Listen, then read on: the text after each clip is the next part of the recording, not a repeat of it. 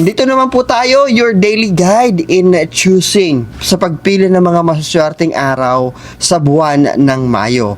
Today,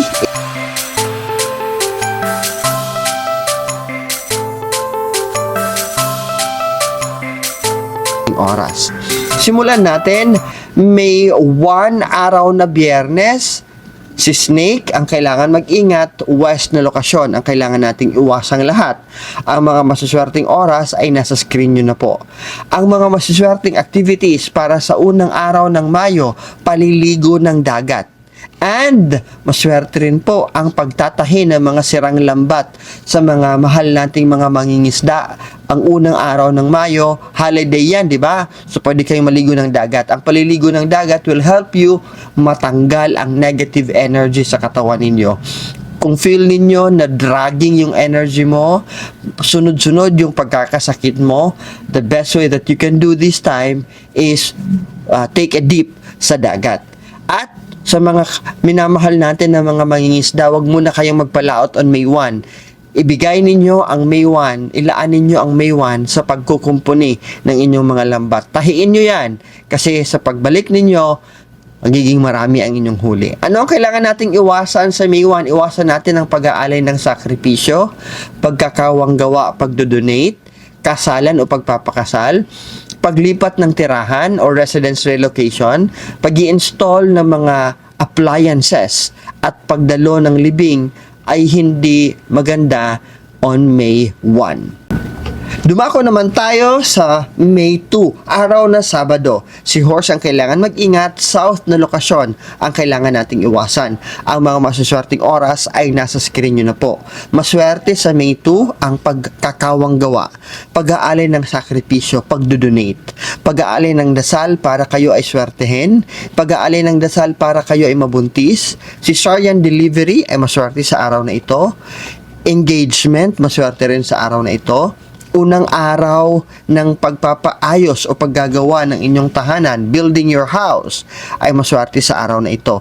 Maswerte rin sa araw na ito ang laying the foundation of your house or building.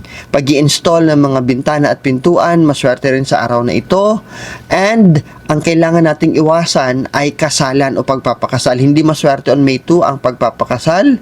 And hindi rin maswerte sa May 2 ang grand opening ng negosyo. Sa May 3, araw na linggo, sigot, ang kailangan mag-ingat east na lokasyon.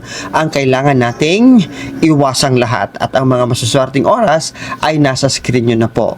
Ang araw na ito ay maswerte para mag-donate, para magkawang gawa, upang mag-alay ng sakripisyo. Maswerte rin ang araw na ito para maglinis kayo ng inyong mga tahanan linggong-linggo, di ba? Yun ang mga masuswerteng pwede nyong gawin. Ang kailangan nating iwasan on May 3 kasi hindi ito maganda or malas ito. Ito'y pagpapakasal or kasalan at pagdalo ng mga activities na may kinalaman sa patay, including yung pagdalo ng libing. Hindi yan maganda on May 3. May 4 naman po tayo, araw na Lunes. Si Monkey ang kailangan mag-ingat, north na lokasyon. Ang kailangan nating iwasan, ang mga masuswerteng oras ay nasa screen nyo na po. Ang araw na ito ay maswerte para sa engagement. Sa mga nagplaplano for an engagement, maswerteng araw na ito at kasalan, maswerte rin. Pagta-travel, maswerte sa araw na ito. Grand opening ng negosyo ang pinagplaplanuhan ninyo na buksan ngayong Mayo ay maswerte sa araw na ito. Signing of contract, maswerte rin. Pagpaparehistro ng inyong mga ari-arian, maswerte rin. Lunes na Lunes, di ba? Bukas ang mga opisina. At pagbili ng mga alagang hayop o di naman kaya mga livestocks, maswerte sa araw na ito. Kasama din sa mga masuswerteng activities ay paglipat at paghakot ng mga gamit sa bagong lilipatan. Ano ang kailangang iwasan on this day, May 4? Ito'y pag-aalay ng dasal para kayo iswertehin, groundbreaking para sa ipagagawang bahay o building, at pagdalo ng libing. Lahat yon hindi maswerte, ipagpaliban at humanap kayo ng ibang petsa. May 5 naman po tayo, araw na Martes. Ang mga animal sign na kailangan mag-ingat ay rooster. Ang lokasyon na kailangan nating iwasan lahat ay west. At ang mga masuswerteng oras ay nasa screen na po natin. Ang mga masuswerteng activities, medyo marami ito ha. Pagpapakasal or kasalan, pagdodonate, pagkakawang gawa, pag-aalay ng sakripisyo, lahat ng ito ay masiswerte. Pag-aalay ng dasal para kayo ay swertehin. Pag-aalay ng dasal para kayo ay mabuntis. Cesarean delivery, grand opening ng negosyo, business and trading, pagbili ng sasakyan, lahat yon ay masiswerte. Kasama na rin, idagdag pa natin ang rehistro ng inyong mga ari-arian, pag-i-install ng mga bagong furnitures, pagta-travel, at pagtitibag ng lumang istruktura, building man yan o bahay, ay maswerte gawin on May 5. Ano naman ang kailangan nating iwasan dahil ito'y hindi maswerte o malas? Ito yung pagbili ng mga alagang hayop, pagbili ng pet o livestocks, paglipat ng bagong tahanan o paghahakot ng mga gamit sa bagong lilipatan, hindi maswerte gawin on May 5. Hindi rin safe na dumalo ng libing at hindi ko rin po ipinapayo sa inyo na bumisita kayo ng pasyente sa araw na May 5. Pag-i-install ng mga bintana at pintuan, hindi rin maswerte. At groundbreaking ng kung anumang construction na ipagagawa ninyo, hindi maswerte on May 5. May 6 naman po tayo, araw na Miyerkules. Si Dog ang kailangan mag-ingat, south na lokasyon ang kailangan nating iwasan. Ang mga masuswerteng oras ay nasa screen nyo na po. Marami ang mga masuswerteng activities sa araw na ito, tulad na lang ng kasalan o pagpapakasal, pagdodonate, pagkakawang gawa, pag-aalay ng sakripisyo, pag-aalay ng dasal para kayo ay swertehin, pag-aalay ng dasal para kayo ay mabuntis, cesarean delivery, maswerte rin sa araw na ito, pagta-travel, maswerte rin sa araw na ito, pagtibag ng building, maswerte sa araw na ito, pagde-decorate, pagpapaganda ng interior ng inyong tahanan, paglalagay ng mga pampaswerte sa inyong tahanan, ay maswerte sa araw na ito. Groundbreaking ng bahay o building, pwedeng gawin on May 6. Paglipat sa bagong tirahan o di naman kaya paghahakot sa bagong lilipatan ay maswerte sa araw na ito. Pag-set up at pag-i-install ng mga appliances ay maswerte sa araw na ito. Pag-aalaga ng mga halaman, pagpaparami ng inyong mga halaman, maswerte sa araw na ito. At safe sa araw na ito ang pagdalo ng living and other related activities na may kinalaman sa patay. Anong kailangan nating iwasan sa araw na ito? Isa lang ang nakikita natin na kailangan nating iwasan. Hindi maganda ang araw na ito para sa pagbubungkal ng lupa sa hinahanap ninyong source of water. Kung naghahanap kayo ng gagawing balong malalim o di naman kaya deep well, hindi maswerte gawin on May 6. May 7 naman po tayo, araw na Huwebes. Si Pig ang kailangan mag-ingat, east na lokasyon ang kailangan nating iwasang lahat. Ang mga masaswerteng oras ay nasa screen nyo na po. Yon. Isa lang po ang nakikita natin na maswerte sa araw na ito at ito po ay ang paglilinis, general cleaning ng inyong mga tahanan kung available at may taong pwedeng gumawa kasi it's a working day, Thursday. Wala tayong nakikitang hindi maswerteng activities. Kailangan nyo lang siguraduhin kung magpaplano kayo ng malakihang activities, your parameter and your self-check should be the following. Una, marami bang magta-travel ng mga bisita na involved? Pangalawa, malaking gagastusin ba? 'Di ba? Malaki bang involved na pera na gagastusin? 'Yun ang isa sa mga konsiderasyon na kailangan nyong gawin to talk about. Ipopostpone nyo ba o ipagpapatuloy nyong mga pinaplano nyong activities. May 8 naman po tayo, araw na Biyernes. Si Rat ang kailangan mag-ingat, north na lokasyon ang kailangan nating iwasan. Ang mga masaswerteng oras ay nasa screen nyo na po. Ang araw na ito ay maswerte para sa grand opening ng inyong negosyo, business and trading. Maswerte sa araw na ito. Pagbili ng bagong sasakyan, maswerte sa araw na ito. Pagperma ng kontrata, kahit anong klaseng kontrata ha, maswerte sa araw na ito. Pagpaparehistro ng inyong mga ari-arian, paglalagay paglalagay ng inyong signage, ng pangalan ng negosyo ninyo, maswerte sa araw na ito. Pagta-travel, maswerte rin sa araw na ito.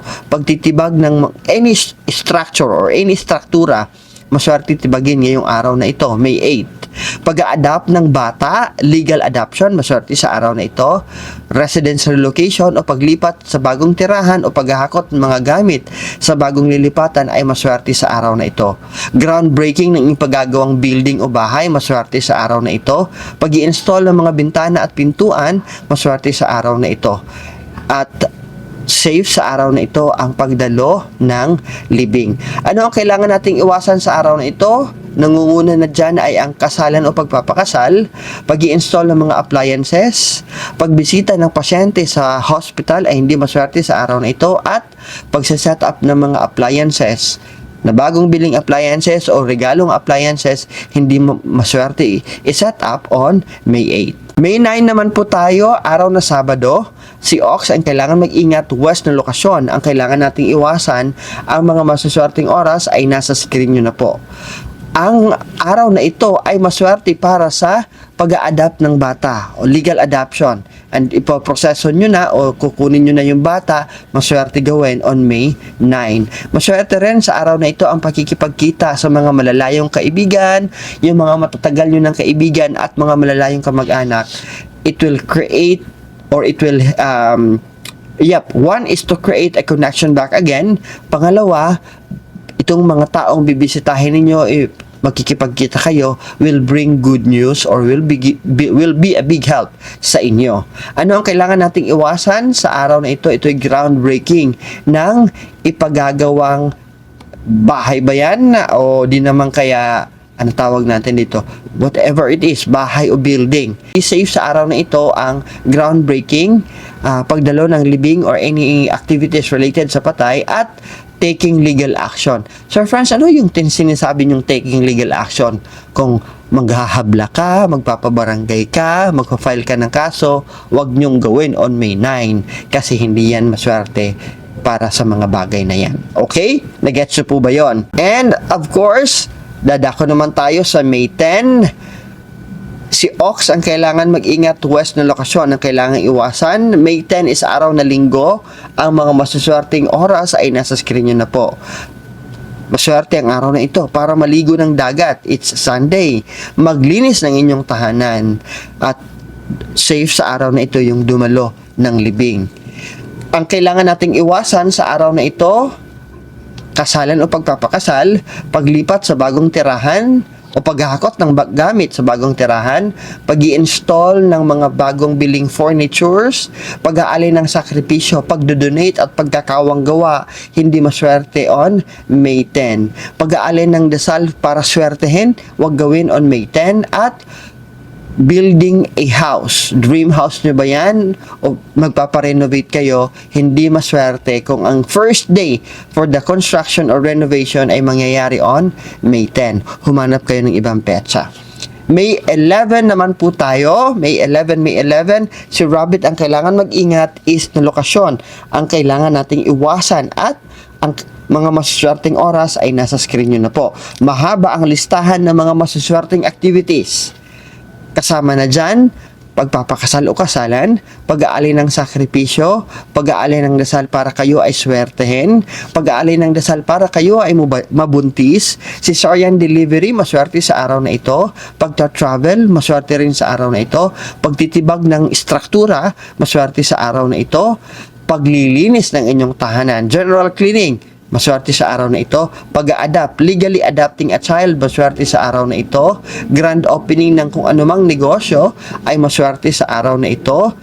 Pakikipag-sosyo, doing meeting with business in general, business and trading, maswerte sa araw na ito. Pagbili ng bagong sasakyan, pagperma ng kahit anong kontrata, maswerte sa araw na ito. Pagpaparehistro ng inyong mga ari-arian, property, house and lot, maswerte sa araw na ito. Pagsasabit o ikakabit nyo sa araw na ito yung signage ng business ninyo, business signage ninyo, maswerte gawin on May 11. Maswerte rin sa araw na ito yung paglipat o paghakot ng mga gamit sa bagong lilipatan. Wala tayong nakikitang hindi maswerteng activities or activity. Pero paalala pa rin natin, huwag padalos-dalos. May 12 naman po tayo, araw na Martes. Si Dragon ang kailangan mag-ingat, north na lokasyon ang kailangan nating iwasan. Ang mga masaswerteng oras ay nasa screen nyo na po. Ang mga masaswerteng activities on May 12, pag-aalay ng sakripisyo, pagdodonate, pagkakawang gawa, pag-aalay ng dasal para kayo ay swertehin, para mabuntis. Pag-aalay ng dasal para kayo ay ma-fertile at mabuntis, maswerte gawin on May 12. Cesarean delivery, maswerte on May 12. Paglilinis, lalong-lalo na general cleaning, maganda gawin on May 12. Pagde-decorate, pagpapaganda ng inyong mga tahanan, maswerte sa araw na ito. At paglagay ng mga pampaswerte sa loob ng inyong tahanan ay maswerte sa araw na ito. Pag-a-adapt ng bata, legally adopting a child, maswerte sa araw na ito. Kasalan o pagpapakasal, maswerte sa araw na ito. Breaking the groundbreaking para sa ipagagawang bahay o building, maswerte sa araw na ito. Yung magbubuhos na kayo ng poste o di naman kayo magkukoncrete na kayo ng ground floor or laying the foundation stone, ay maswerte gawin sa araw na ito. Pakikipagkita sa mga malalayong kamag-anak o matagal ng kaibigan ay maswerte sa araw na ito. May 12, wala po tayong nakikitang hindi maswerteng mga activities. But once again, huwag magpapadalos-dalos. Please do internalize and reflect, and at the same time, follow your gut feeling or your instinct. May 13 na po tayo, araw na Miyerkules. Si Snake ang kailangan mag-ingat, west na lokasyon ang kailangan nating iwasan. Ang mga masuswerteng oras, naka-flash na po sa screen. Maswerte sa araw na ito yung pagtitibag ng istruktura, building man yan o bahay man yan o tindahan man yan. Maswerte gawin on May 13. Paliligo sa dagat para tanggalin ang mga negative energy at mga malas na nakadikit sa katawan natin. Maswerte gawin on May 13. Sa may mga balak magkaroon ng general cleaning and you wanted to rearrange your house, maswerte ito gawin on May 13. So far, wala tayong ibang nakikitang hindi maswerteng activities. Dako naman po tayo sa May 14, araw na Huwebes. Si Horse ang kailangan mag-ingat, south na lokasyon ang kailangan nating iwasang lahat. Ang mga masuswerteng oras ay naka-flash na po sa screen. Marami, mahaba ang listahan natin para sa mga masuswerteng activities. Nangunguna na dyan ay ang engagement, pagpapakasal, pag-aalay ng sakripisyo, pagdodonate, pagkakawang gawa, pag-aalay ng dasal para iswertehin, pag-aalay ng dasal para mabuntis. Lahat yun ay maswerte on May 14. Cesarean delivery, maswerte rin sa araw na ito. Pagtitibag ng building ba yan o tahanan, maswerte sa araw na ito. Pagde-decorate at pagpapaganda ng inyong mga tahanan ay maswerte on May 14. And at the same time, yung paglalagay ng mga pampaswerte, maswerte sa araw na ito. Groundbreaking ng ipagagawang building, pag-a-adapt legally ng bata ay maswerte sa araw na ito. At residence relocation, paghahakot ng mga gamit sa lilipatan o lilipat na kayo, hindi wag mag-atubili kasi maswerte on May 14. Maswerte rin sa araw na ito yung pag-i-install at pag-set up ng mga muebles or furniture. Pagpapalago ng mga halaman, pagpapadami ng halaman, maswerte sa araw na ito. And ang kailangan nating iwasan on May 14, grand opening ng kung anong negosyo. Any business, wag niyong gawing grand opening day ang May 14. Pagperma ng kontrata, hindi maswerte on May 14. And pagpaparehistro ng property ninyo, lupain ninyo, lupang sakahan ba yan o residential, hindi maswerte on May 14. Ay, May 15, tama. Araw na Biyernes. Si Goat ang kailangan mag-ingat, east na lokasyon ang kailangan nating iwasan, at ang mga masuswerteng oras ay naka-flash na po sa bawat screen po ninyo. Ang araw na ito, May 15, ay maswerte para sa grand opening ng negosyo, doing business and trading, maswerte sa araw na ito, pagbili ng bagong sasakyan, maswerte sa araw na ito, pagperma ng kontrata, kahit anong kontrata pa yan ha, maswerte ngayong araw na ito, May 15, ay gagawin ninyo yung signing of contract. Araw na ito, May 15, maswerte po sa pagpaparehistro sa inyong mga property, farmland, house and lot, ipaparehistro ninyo, maswerte sa araw na ito.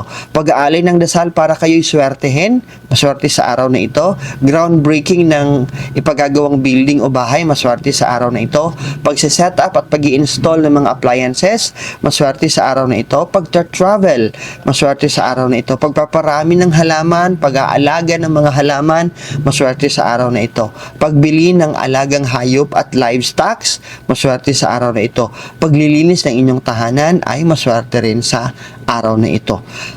Ano ang kailangan nating iwasan, ipagpaliban at hindi ito maswerte on May 15? Ito ay kasalan o pagpapakasal, pagbubungkal ng lupa para sa source of water, hindi maswerte sa araw na ito, paglipat sa bagong lilipatan o paghahakot ng mga gamit na paghahakot ng mga gamit sa bagong lilipatan ay hindi maswerte sa araw na ito. Hindi rin safe sa araw na ito ang pagdalo ng libing or any activities na may kinalaman sa patay.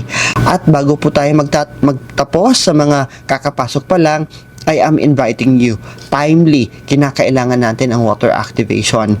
So, para sa gustong sumali whole year na water activation, nasa screen po natin ang details, okay? Magpapadala kayo ng mensahe. Saan? Sa High Quality Crystals and Gems na Facebook page. Sinulat po natin, no, nasa pinakamababang bahagi ng naka-flash sa screen. And for the registration na whole year, that's only 1,999. Dalawang pangalan ng tao and one business name at kailan ito nabuksan. Sa mga pangalan naman ng tao na isasali natin sa water activation, kailangan natin ng inyong complete date of birth. Ngayon, kung gipit naman po kayo, still, bukas pa rin po tayo. Makakasali kayo on a monthly basis. That's only 199. Yun nga lang, ang pwede lang nating isali ay isang pangalan. Kung maglalagay naman tayo ng isang pangalan, siguraduhin nyo na yung taong naghahanap buhay at may malaking kita sa tahanan, yun ang isali ninyo sa water activation para hindi siya mawalan ng source of income. While sa bag ng pag-asa at pagbibigay natin ng ngiti at saya sa mga pampublikong hospital ay tuloy pa rin kasi kayo ang dahilan at kayo ang strongest supporter ko. Kaya itutuloy natin. Para sa inyong mga donation, nasa screen po natin yung RCBC Peso account, BPI Peso account at ang GCash account po natin. Sa mga bago pa lang, huwag kalimutan mag-like, mag-subscribe at i-click yung notification bell para lagi kayong mauuna sa mga kabang-abang na vlogs at live na meron tayo dito sa YouTube channel natin. Huwag nyo rin pong kalimutan, bisitahin ang aking Facebook page, Franz Byron.